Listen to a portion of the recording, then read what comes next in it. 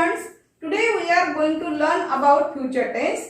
तर future tense विषयी आपण आज माहिती जाणून घेऊया. फ्युचर टेन्सचे 4 सब काइंड्स पडतात. Number 1 simple future tense, number 2 future continuous tense, number 3 future perfect tense, number 4 future perfect continuous tense. तर सुरुवातीला आपण सिंपल फ्युचर टेन्स नेमकं काय आहे याचा जो पहिला सब काइंड्स आहे, फ्युचर टेन्स मधला पहिला सब काइंड जो आहे तो म्हणजे सिंपल फ्युचर टेन्स. तर त्याविषयी माहिती जाणून घ्यायची आपल्याला की सिंपल फ्युचर टेन्स नेमकं कशाला म्हणतात. What is simple future tense? The simple future tense is used to talk about things which we cannot control. It expresses the future as fact. म्हणजेच काय, येणाऱ्या आगामी काळात ज्या क्रिया नियमितपणे किंवा वारंवार घडणार असतील अशा क्रियांच्या काळाला साधा भविष्यकाळ म्हणतात. तर यासाठी आपल्याला काय करावं लागेल, कन्स्ट्रक्शन कडे बघावं लागेल. Let us see construction. Subject plus shall oblique will plus V1 plus object.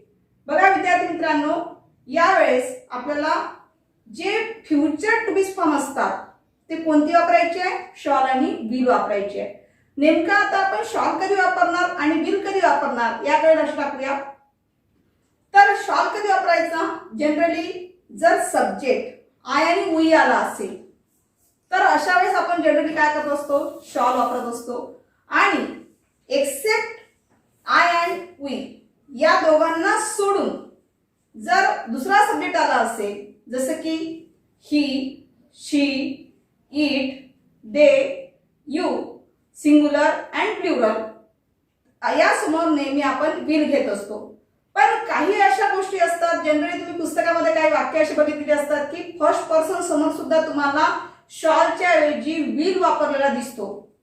तर याचं कारण काय आहे, तर त्या संदर्भात आपण काही वाक्य बघूया, काही सेंटेन्स बघूया की जेणेकरून तुमचा जो भ्रम आहे, कन्फ्युजन आहे ते कन्फ्युजन दूर होईल. मग नेमकं विल असणार जसे की आय आणि वी समोर आपण शॉल वापरतो हे जरी आपण सांगितलेलं असेल, पण काही अशा विशिष्ट गोष्टी समोर आय आणि वी समोर म्हणजे फर्स्ट पर्सन जर सब्जेक्ट आला असेल तर अशा वेळेस देखील सुद्धा विल वापरल्या जात असते. मग हे केव्हा वापरतात विल याकडे लक्ष देऊया. Let us see some example of this type. अशा प्रकारचे आपण काय करूया, काही उदाहरण बघूया. नंबर 1 आम्ही ते करूच असं जर म्हणून दाखवायचं असेल, आम्ही ते करूच हे जे वाक्य आहे या वाक्यामध्ये एक विशिष्ट भाव दाखवला जात असतो. तर आम्ही ते करूच हे जे वाक्य दिलेलं आहे तुम्हाला, त्या वाक्यामध्ये तुम्हाला विशिष्ट भाव कोणता दिसतो आहे, एक निश्चय दिसतो आहे. निश्चय किंवा निर्धार, याला आपण डिटर्मिनेशन असं म्हणतो.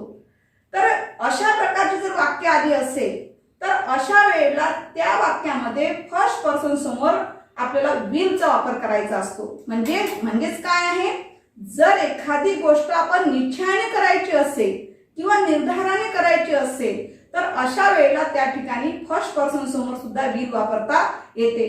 तर याचं उत्तर कसं होईल बघू.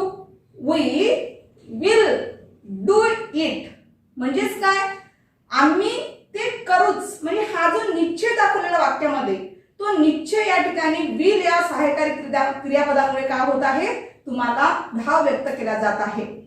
तसंच नेक्स्ट नंबर, मी ते पुस्तक तुला उसने देईन.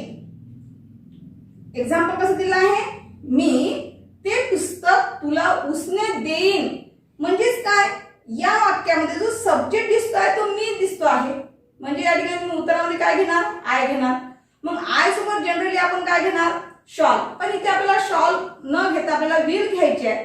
का घ्यायचे आहे, तर त्या वाक्याच्या भावावरून आपल्याला लक्षात घ्यायचं आहे त्यामध्ये कोणता अर्थ इंडिकेट करतो आहे, कोणता भाव निश्चित केला जातो आहे, यावरून आपल्याला त्या ठिकाणी विलचा वापर करायचा आहे.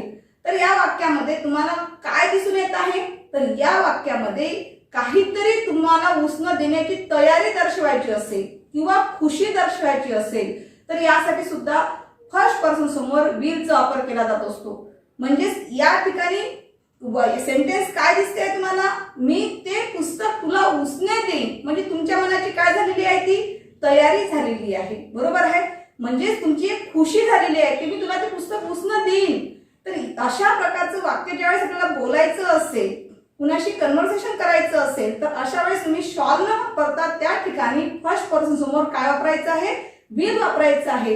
म्हणजे त्याचं उत्तर कसं होईल बघा, I will lend you that book. म्हणजेच आणखी एक गोष्ट लक्षात घ्या विद्यार्थी मित्रांनो, ज्यावेळेस आपण विलचा वापर करतो किंवा शॉलचा वापर करतो सब्जेक्टच्या नंतर, त्यावेळेला नेहमी क्रियापदाचं कोणतं रूप घ्यायचं आहे, फर्स्ट फॉर्म ऑफ वर्ब घ्यायचं आहे, पहिलं रूप घ्यायचं आहे. तर या वाक्यामध्ये आय हा सब्जेक्ट झालेला आहे, विल हे हेल्पिंग वर्ब झालेला आहे. तर त्याचबरोबर लेंड जे आहे ते लेंड म्हणजे उसने देणे अशा प्रकारचा त्याचा अर्थप्रयोग येतो. तर लेंड हे या वाक्यामध्ये काय झालेलं आहे, वर्ब झालेला आहे. आणि यू हे या ठिकाणी ऑब्जेक्ट दॅट बुक पर्यंत हे टोटली रेस्ट ऑफ सेंटेन्स झालेलं आहे. नाव आणखी कशासाठी वापरला जातो बघा, तर आयच्या समोर आणि वीच्या समोर आपण जे शॉल वापरत होतो त्याच्याऐवजी विलचा वापर कसा करायचा हे आपण आता बघत आहोत. तर आणखी कोणत्या गोष्टीसाठी वापरला जातो बघा. नेक्स्ट सेंटेन्स, मी तुला मदत करीन. दिलेलं वाक्य असं दिलेलं आहे, मी तुला मदत करीन. आता मी तुला मदत करीन या वाक्यामध्ये तुम्हाला कोणता भाव दिसून येत आहे, प्रॉमिस, वचनबद्ध वाक्य वाटत आहे. बरोबर आहे. एखाद्याशी वचन करायचं असेल, वचन द्यायचं असेल तर अशा वेळेस सुद्धा काय वापरायचं तुम्हाला, त्या ठिकाणी फर्स्ट पर्सन समोर विल वापरायचं आहे. म्हणजे उत्तर कसं होईल तुमचं, आय विल हेल्प यू. म्हणजे तुम्हाला या ठिकाणी शॉलचा वापर करता येणार नाही असं नाही, तुम्ही शॉलही वापरू शकता. पण शॉलचा अर्थ काय होईल, मी तुला मदत करीन तर करीन, नाही तर नाही करीन, अशा प्रकारचं. म्हणजे ते उदार असते.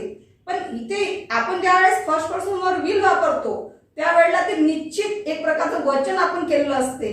त्यासाठी आपल्याला या फर्स्ट पर्सन समोर काय घ्यायचं आहे, विल घ्यायचं असते. तर या ठिकाणी आय हा काय घेतलेला आहे, सब्जेक्ट घेतलेला आहे. विल हे त्या ठिकाणी हेल्पिंग वर्ब वापरलेला आहे. तर हेल्प हे क्रियापदाचं पहिलं रूप वापरलेलं आहे. आणि यू हे वाक्यामध्ये काय घेतलेलं आहे, ऑब्जेक्ट म्हणून वापरलेलं आहे. तर जसं आता मी तुम्हाला थोड्या वेळापूर्वी सांगितलं की फर्स्ट पर्सन समोर म्हणजे जे काही आय आणि वी आहे या पर्सन समोर, सब्जेक्ट समोर विलचा वापर करता येते. तसाच आपल्याला थर्ड पर्सन समोर सुद्धा विलच्या ऐवजी शॉलचा सुद्धा वापर करता येतो. पण त्यासाठी त्या वाक्यामध्ये विशिष्ट प्रकारचा भाव व्यक्त केला गेला असला पाहिजे, तरच आपण त्या ठिकाणी शॉल थर्ड पर्सन समोर वापरू शकतो. Let us see some examples. उद्या तुम्हाला सुट्टी मिळेल अशा प्रकारचं जर एक्झाम्पल असेल तर त्या वाक्यामध्ये तुम्हाला काय जाणवत आहे, त्या वाक्यामध्ये तुम्हाला प्रॉमिस जाणवत आहे. जर वचन जाणवत आहे, वचनबद्दल जर बोललं असेल तर अशा वेळेस थर्ड पर्सन समोर सुद्धा आपल्याला काय घेता येते, शॉलचा वापर करता येतो. म्हणजे बघा या वाक्यामध्ये कसं होईल, you shawl have a holiday tomorrow अशा प्रकारचं. म्हणजे या वाक्यामध्ये यू हा काय आलेला आहे, सब्जेक्ट. शॉल हे हेल्पिंग वर्ब वापरलेला आहे. हॅव त्या वाक्यामधलं वर्ब आहे. आणि अ हॉलिडे टुमारो जे आहे हे तुमचं काय झालेलं आहे, रेस्ट ऑफ सेंटेन्स झालेला आहे, that is object. Now next sentence, त्यांनी हे सर्व केलेच पाहिजे. त्यांनी हे सर्व केलेच पाहिजे या वाक्यामध्ये तुम्हाला कोणत्या गोष्टीचा भाव दिसून येत आहे बरं. या वाक्यामध्ये तुम्हाला बोलण्याचा निर्धार दिसतो आहे. म्हणजे डिटर्मिनेशन तुम्हाला त्या वाक्यामध्ये दिसते आहे. म्हणजे सक्ती, जबरदस्ती जसं आपण म्हणतो तशासारखी सक्ती त्या ठिकाणी वाक्यामध्ये जर जाणवत असेल तर अशा वेळेस सुद्धा थर्ड पर्सन समोर शॉलचा वापर करता येतो. कसं होईल ते वाक्य बघा, दे शॉल डू ऑल धिस अशा प्रकारचे वाक्य तयार होईल. म्हणजेच या वाक्यामध्ये दे जो आलेला आहे तो दे काय आलेला आहे, सब्जेक्ट आलेला आहे.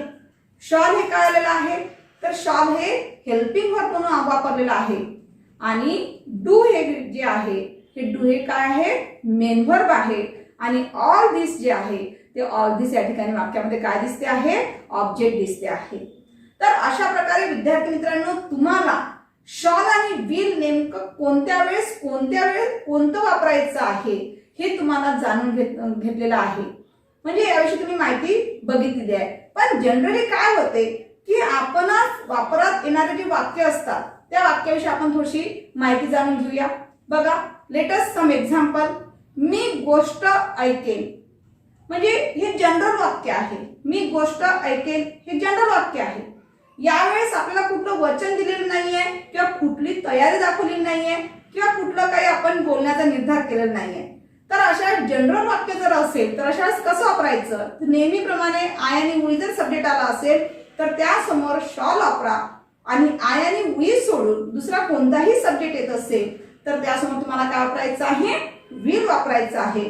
तर बघा या ठिकाणी याचं उत्तर कसं होईल, I shall listen a story, अशा प्रकारचं त्याचं उत्तर होईल. म्हणजे दिलेल्या वाक्यात आय हा काय झाला, सब्जेक्ट झाला, शॉल हे काय झालेलं आहे, हेल्पिंग वर्ब झालेला आहे, लिसन हे काय झालेलं आहे, फर्स्ट फॉर्म ऑफ वर्ब झालेला आहे आणि अ स्टोरी जे आहे ते अ स्टोरी वाक्यामध्ये काय झालेलं आहे, ऑब्जेक्ट झालेला आहे.